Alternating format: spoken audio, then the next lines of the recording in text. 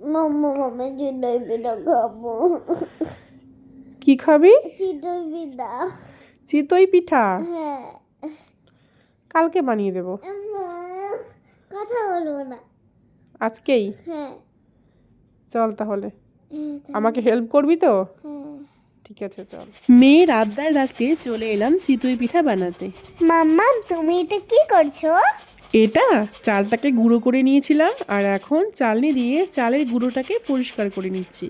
মাম্মা তুমি চালের গুঁড়ো দিয়ে কি করবে? চালের গুঁড়ো দিয়ে তোমাকে চিতই পিঠে বানিয়ে দেব, তুমি খেয়ে বলবে কেমন হয়েছে, ঠিক আছে? ঠিক আছে তুমি বানাও, আমি ওয়েট করে আছি। হ্যাঁ, তুমি একটু ওয়েট করো, এক্ষুনি হয়ে যাবে, ঠিক 5 মিনিট। মাত্র 5 মিনিটেই হয়ে যাবে? এত তাড়াতাড়ি? হ্যাঁ, তাড়াতাড়ি হয়ে যায়।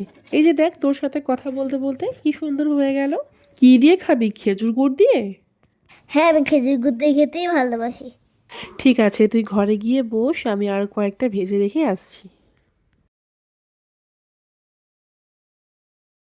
সোনাবুড়ি কেমন হয়েছে? দারুণ। দারুণ।